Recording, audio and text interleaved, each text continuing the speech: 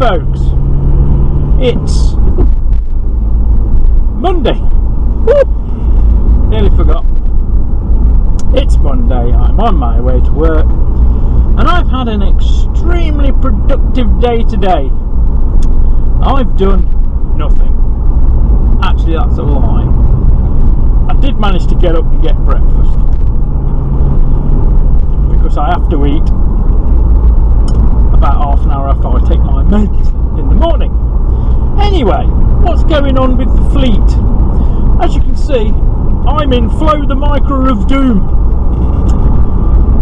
because Rosie is at Steve's having, I've got to adjust the back of my seat, having drop links fitted and a bit of weldage done, so it can go back and get an MOT. Oh, nice and clear, lovely. Oh, nice. Clear the other way as well. That never happens. So yeah, so that's there. So I've got Steve's Fiat 500 diesel at the moment, but I'm in Flow the Micra today to give it a run, and it's got petrol in it. That's the main reason. I get paid sometime tomorrow, so it's like, Mumsy, may I borrow your car please? Because there is 2 bars of fuel in the Fiat, and it will more than likely get me work and back on that, but I don't like running vehicles too low, especially when it's not mine. Anyway, Phyllis's cylinder head and barrel all painted, all ready to go back when I can get over Steve's. Hopefully I'll get over a couple of times this week, because I want Phyllis running more than anything else. So they've been painted, and it actually looks quite good. I was quite surprised. It's quite a good job for me, because I can't paint to save me life. But no, the barrels have turned out quite nice. So I've put the oil temperature sensor back in it today, and did a couple of other bits. I've got a couple of lawnmower engines to do a bit of work on from my mate Colin, and basically he's been given 3 lawnmowers, petrol. I think they're like Suffolk Punches, something like that, and the idea is to make a couple of good ones out of 3, and it's trying to get the exhausts off at the minute, and it's mild steel going into an aluminium head, and they don't get removed often, so they bond into the head, and that's exactly what's happened. I've had a pair of Stilsons on it. All it is it threads into the head. It's almost like a pipe fitting, but I've had a really big pair of Stilsons on it. I've put a scaffolding bar on the end of the Stilsons. I've bolted the engine to the bench, and I cannot get the fucker to move at all. So I'm trying a little concoction, because ideally you need to break the bond between the steel and the aluminium, and one of the best penetrating fluids you'll ever use is like a homemade concoction, and it's acetate or, you know, panel wipe, something like that, and just mix it up with a light oil. Doesn't matter what that light oil is, whether it be GT85, 3-in-1 oil, transmission fluid, anything like that, because the oil basically acts as a carrier for the acetate. It stops it evaporating quickly. So you just mix it all together, put it around the offending part, and then just reapply it for a couple of days, and it should break the bond between the steel and the aluminium. And so that's what I'm doing at the minute. We're just soaking the parts down. But other than that, I mean, one of the engines looks really tidy actually. Clutch, everything looks perfect on it. So I might show you one of those in another video, because it's just something a bit different. Pinky, no progress on Pinky because I haven't done anything. I went down Oxford Saturday, so which was my only day off, so I didn't get note done Saturday, which is fine. You know, I don't really feel obliged to do something every day, so I've got to be in the mood. If I'm not in the mood, things will go wrong. News on Nibbler's mudguard repair. His mudguard is now in about 876 different parts because I fixed it with the come on Jim, search for words, you use them every day, most of them are bollocks. The window fitters super glue, and it did a fairly strong bond actually, it was quite good. And then I hung it up to paint it and hung it on the door of the shed, and a bit of breeze caught the door and it launched itself across the shed, jumped off its little nail, and it launched itself basically, and like I say, is now in about 857 million parts because that plastic is so brittle it's a joke basically. You could look at it and it would crack. So there is now no front mudguard on Nibbler.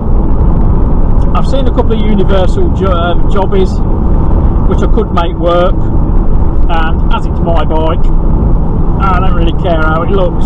It's perfectly legal to ride it without a front mudguard.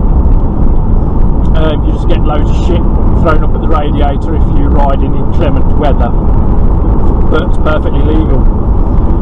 So I'm going to find a little universal one. What else? Right, Slinky. Yeah, there's plans for Slinky to get him repaired because he's still got a fair whack of MOT on him. Obviously I'm still paying insurance, don't tax him while he's on the drive.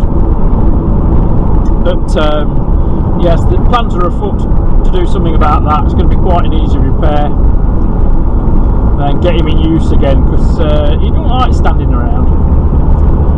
What other news? Not a lot really. I might be going out on a bit of a jolly with Uncle Steve to like an auto jumble or something like that. I don't know whether it's not this weekend actually. You'll have to remind me of the date.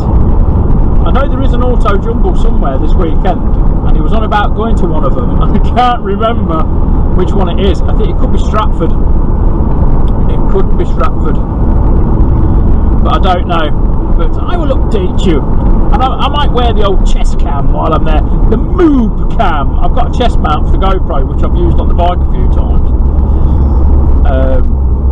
and it gives quite good results. But if you're walking around somewhere like an auto jumble, you can it keeps your hands free, and people can also plainly see that you're filming, which is good. Oh, you could have gone then. It's alright, I'm talking to the car in front. A Fiat 500 hybrid.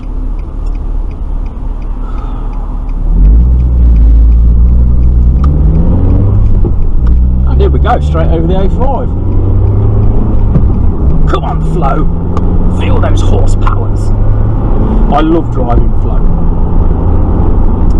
I forget what year she is actually. I think it's 2005, I'm not sure. Don't quote me on that. 2005 Nissan Micra 1200S. That S is an extra 25 miles per hour and 80 horsepower. But I love driving this. It's like having your first car again. You have to drive this car.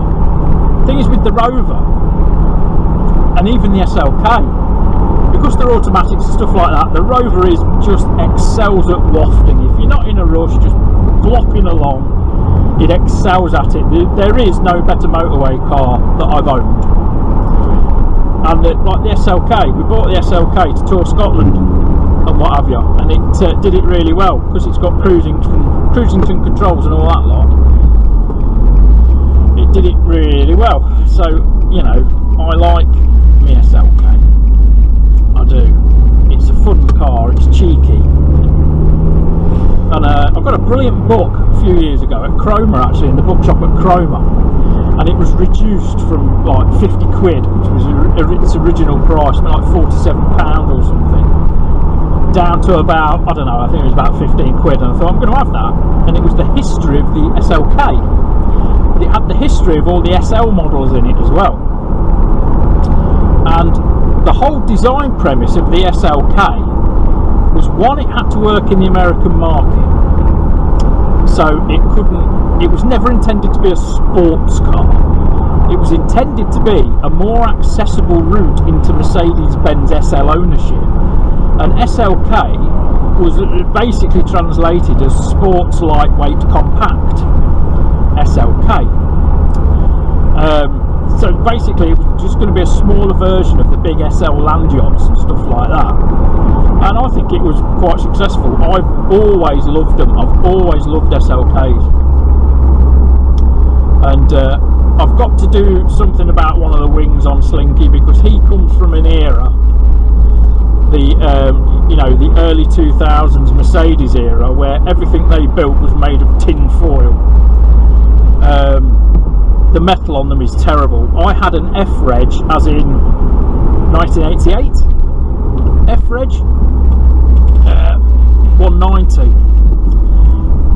and there was not, and it was old when I had it, and it was not, I think it was like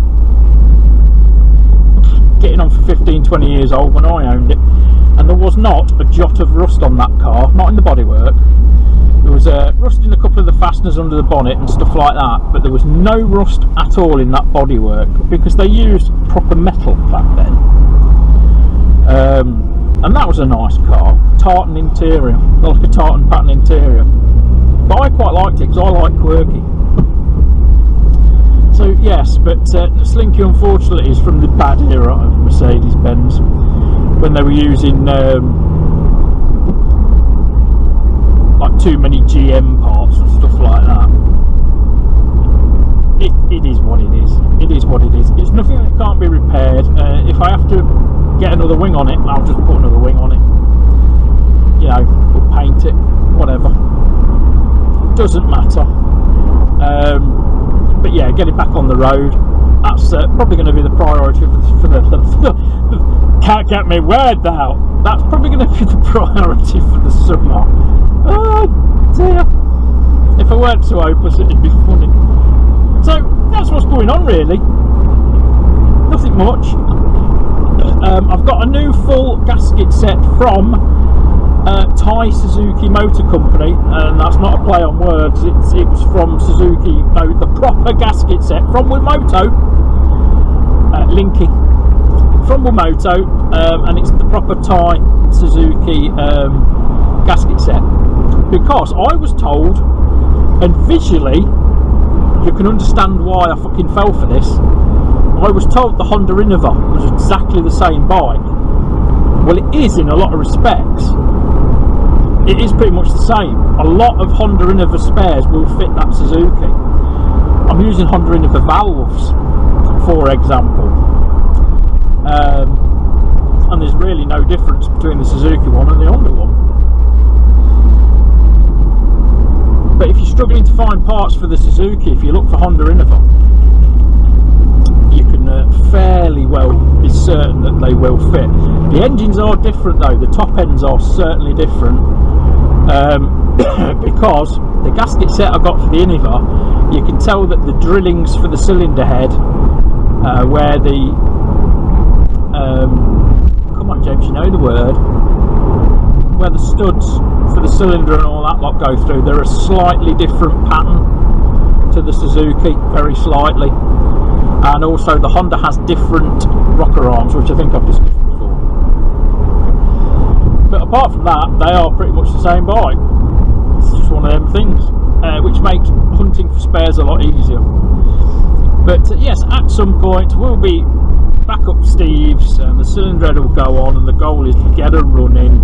I've got a rack for the front as well, not the front, but the U-bone front, if that makes sense.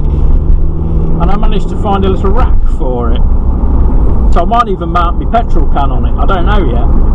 There's a Tesla pulling into the garage. Why does the Tesla want a garage? Is it one of them silly fuckwits that's rented one and then doesn't realise it's electric? Because I've seen that before. Somebody at a Tesla at a fuel pump wondering why they can't get a nozzle in a charge port because they're fucking thick. That's the basic crux of it. But yes, we shall see. Well, I think I've done enough waffling now. I've probably done plenty of waffling. That's probably about 15 minutes. I'm about 5 minutes away from work. So I'm going to leave you with a quiet bit where you can look at me in quiet contemplation. It's like, try and live your life peacefully and gracefully and be nice to everybody. And also in the same vein, when I'm in a car, nice signal, fuckface. You know, how many of you lot get, it's not road rage, is it? It's just like a little whinge when you're driving or you're out on your bikes. It's like, oh yeah, fucking indicated nicely in time there, didn't you? Yeah, turn nicely there. Don't use your turn signals on an island. Lane discipline these days is tragic. It really is tragic. I don't know how they're teaching people to drive these days. But because I've done all my truck tests and all that, one of your biggest failings on a truck test is lane discipline. And also, you're not allowed to hold anybody up on a traffic island. You try getting an Arctic out on a traffic island when nobody's bothering to indicate, because it's very, very difficult. Because as an operator of a large machine, like a truckist, you're sort of relying on people giving you a signal to give you the time window to go. And if they don't signal and just fuck off down the junction, you can be sat there for ages sometimes. Sometimes you've just got to be a git and pull out, because it's the only way you'll get out. Oh, the circus is in town. Traditional family circus. What's that? Circus Mondeo. Or Mondeo. Circus Mondeo. You can probably see it in the side viewage. What am I looking for? Field of view. That's the word I'm looking for.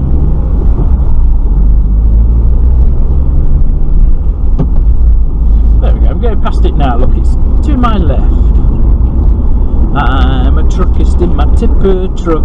In my tipper truck. Have somebody got the wrong lane on the island? Oh, ambulance.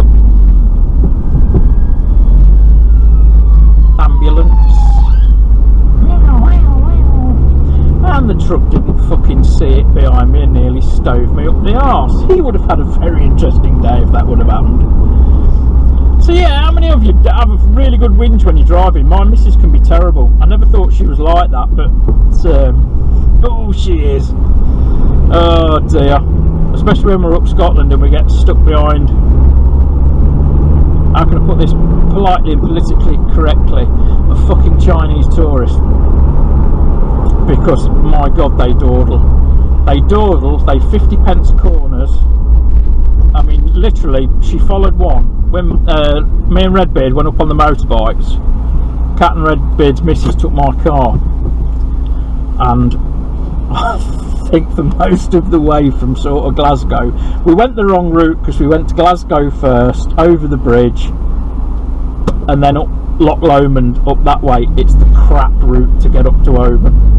The best route is via Stirling and head up for Tyndrum, and you have to go through Glencoe. You're going out your way a little bit, because you're going up to go down, but it's a much better route, much more pick-askew. And I think she followed this Chinese tourist all the way from like Glasgow to pretty much Oban, and it was like 50 pence in corners, but it was doing literally 20 miles an hour around corners and then speeding up a little bit, and then one of these that loves to warm the brake lights up. I think by the time she got to where we were stopping, she could have killed everybody in sight. But it does get me how it's sort of, you can see people chuntering in the cars, even if they're just stuck at roadworks and stuff like that.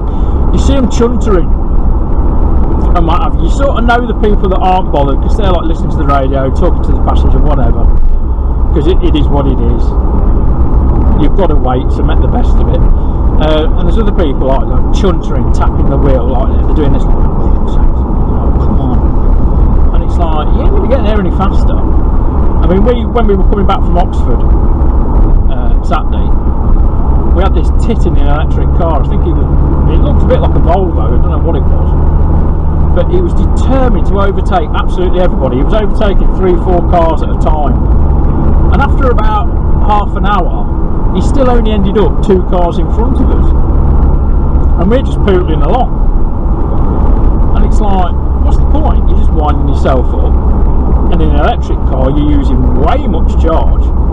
Was that even English? Way much more charge by gunning it all the time than you are just tickling along. You're not got fucking indicators on your car then. See what I mean? See what I mean? I do it all the time. Because at work, when we're on the proving ground or when we're out in test cars or stuff like that, you don't give anybody an excuse. Like, well, you never indicated, you never did this, you never did that.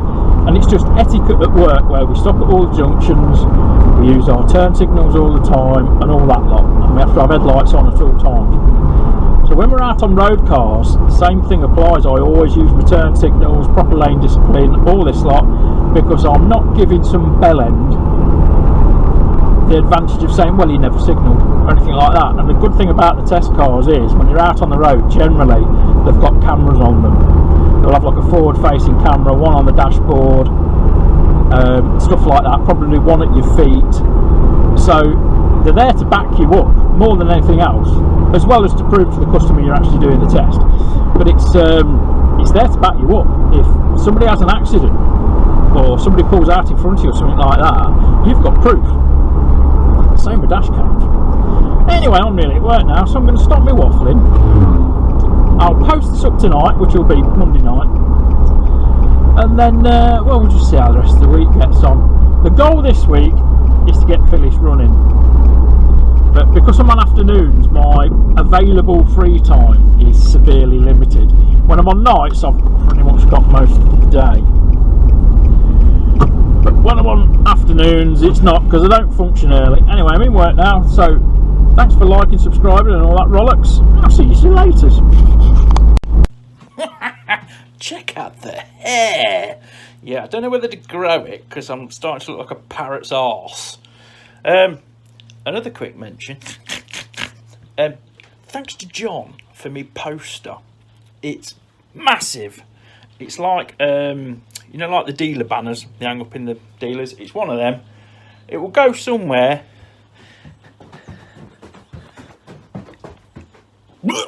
in the shed. So thanks, John. I'll show everybody when I've decided where I'm going to put it. I've got some more frame paint for Pinky. I tell you what, I'll show you these lawnmower engines. So here we are. This is, it's like, if it's not a genuine Briggs and Stratton, it's a copy of it. And this is off something like a Qualcast or a Suffolk Punch or something like that. The problem is, the good engine is somewhere else. Oh, look at Phyllis's cylinder head and barrel. They look really good from a distance. Anyway, I've already mullered an exhaust trying to get it out. These exhausts are basically, they should just screw in. That's it. Just screw it in, nip it up. And then the actual manual way that says in the manual to get them off is to get a cold chisel and tap round here. But if you can look at that fitting, focus, you fuck. It's already been mullered several times, and oh yeah, I totally mullered it. So now that is soaking in a mixture of acetate or acetone or whatever you fucking call it, panel wipe, and oil. Now as you can see, it doesn't take long for this to separate, but if you mix it up, mixy, looks like something that a 40 a day coughs up in the morning. Anyway, it does sort of mix, but what it'll do is the oil will actually work as a penetrant, but it's the acetate that gets in and breaks the bond. but as the acetate gets in, it will pull the oil through with it. The oil sort of keeps it in suspension. So that's your lawnmower engine. So that's what I'm working on as well. As and when I can get up Steve's unit, Phyllis's bits, gubbins will be fitted. Genuine Thai Suzuki gasket kit, because I think I've already discussed in another video that the Innova is actually a different engine.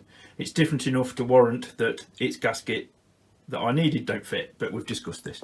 So yeah, that's what I'm on with. That's your catch up for the beginning of the week, and it's ever wet week now, so I think it'll be quite an unproductive week.